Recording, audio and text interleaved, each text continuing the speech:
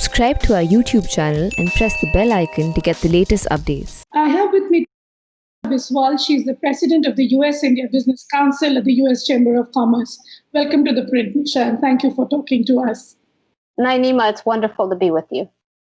So to begin with, there's a lot of excitement, as you are aware, in India with the incoming Biden administration. A lot of reports are being written about what their strategy is going to be when it comes to India, whether there'll be continuation of what had happened under the Trump administration or where things were left under the Barack Obama administration, about 4 years back. So my first question to you will be, what is it, what will the Biden administration will bring new onto the table to make it, the businesses, most importantly, between both the sides, to operate smoothly without any sort of recurring tensions?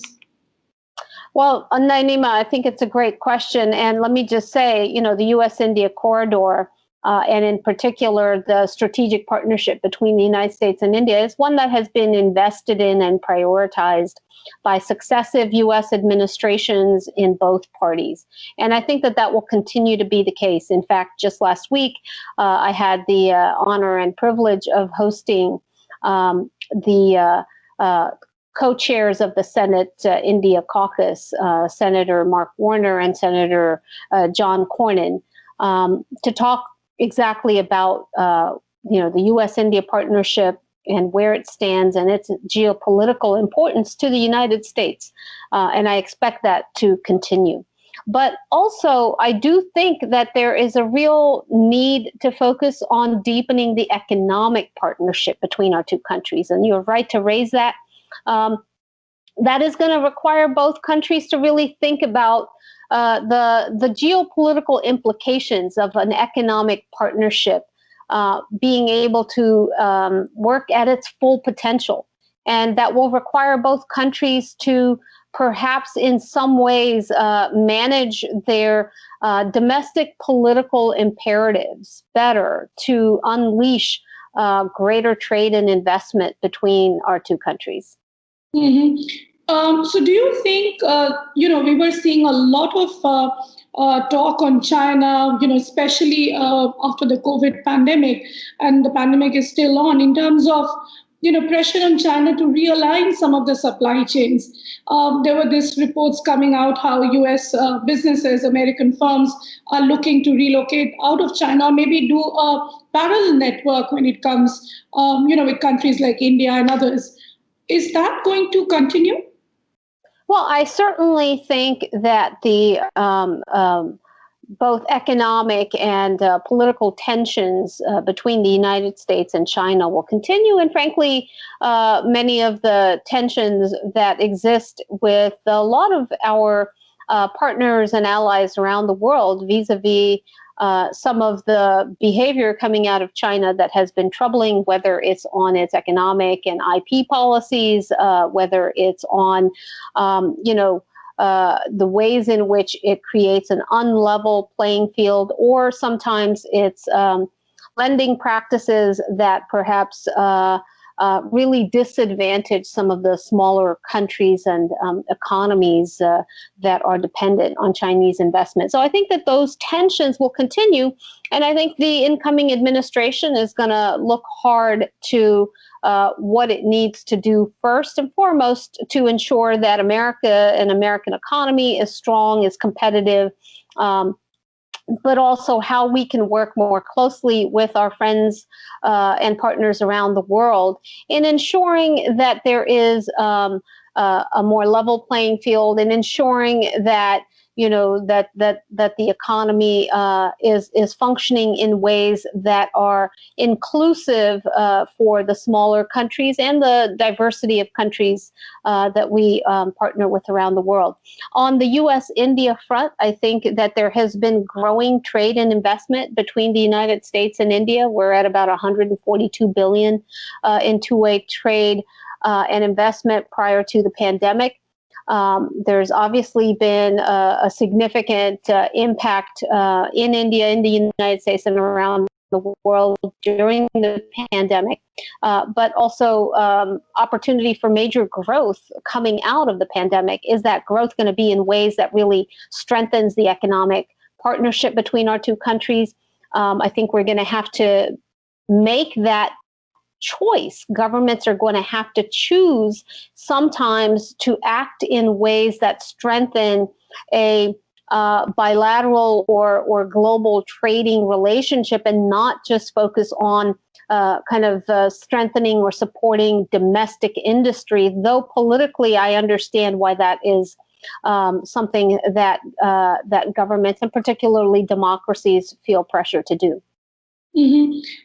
So when you say that, I do understand in terms of the alignment that you're talking about, but under the Trump administration, we've seen a focus. We've made a lot of strategic gains in terms of Indo-Pacific Quad, but at the same time, the economic issues continue to be, a sore point, if I can say so, with several, tariffs and questions on Harley-Davidson and things like that. Do you think, and also the focus on trade deficit, do you think that we'll see a change in that rhetoric? Oh, absolutely. I think that, the trade wars and tariff wars with our friends and partners are likely to be a thing of the past as a new administration comes in with a new approach.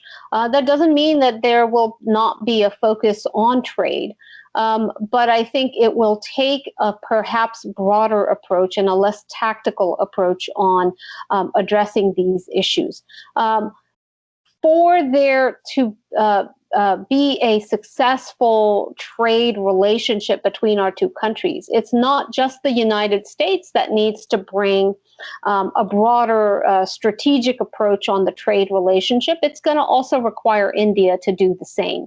And I think there have been many things that India has done in recent months to create a more attractive, more competitive environment, but there are things yet to be done.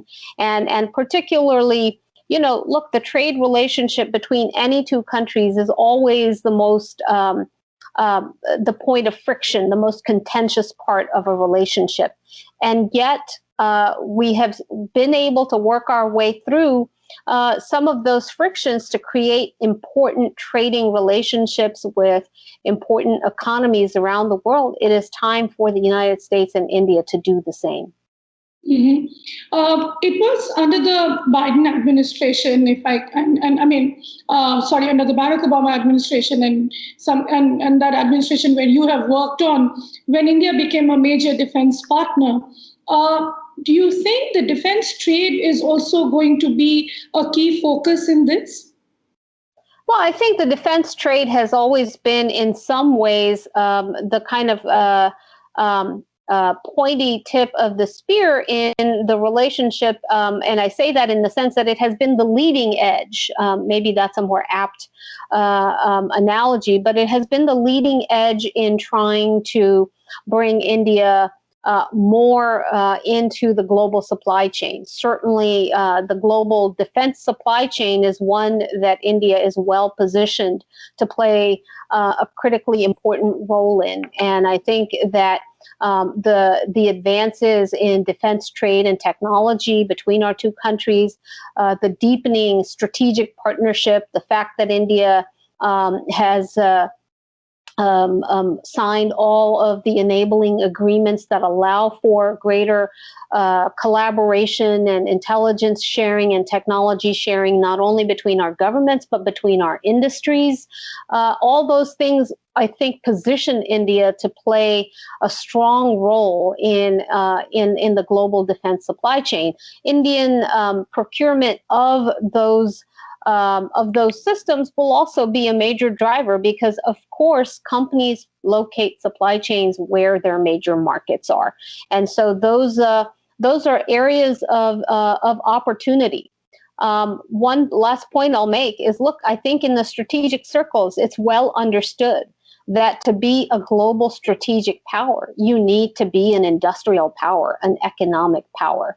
And so India is poised in a place where it can indeed rise not only on the global stage of its political importance and influence, but increasingly about its economic importance and influence, and really, strengthening that industrial base and the economic and trade reforms, I think, are going to be key to that. Mm-hmm. Also, if I can ask you, the flavor of the relationship right now is mostly towards Indo-Pacific. We saw the Malabar exercise within the Quad members. Do you think all this is going to feed into the larger economic relationship? Because on one hand, we are also getting to hear through certain reports coming out from the US is that the Biden administration may not be that much keen on having a free trade agreement. How do you see that? Well, I think it's too early to tell what the priority and focus on the economic agenda and vis-a-vis trade is going to be. But I think that it was the Obama administration that did all of the building of the TPP and the negotiating of the TPP. And while we did not have the political support back home to actually get it across the finish line, it did become a major trading bloc across the Indo-Pacific. Now we're in the ironic position that neither India nor the United States are part of the TPP or part of RCEP. That point is not lost on either country. And I do think that a Biden administration is going to be re-examining its options with respect to trade, with respect to TPP, but also looking at what the U.S.-India corridor holds.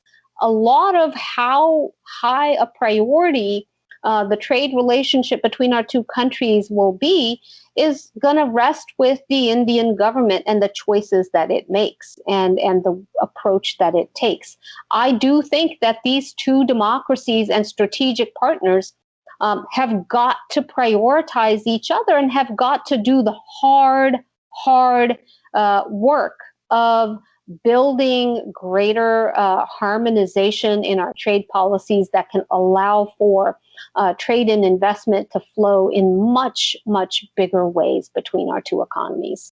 Mm-hmm. I'll come to the TPP point, and that's a very important thing that you have raised.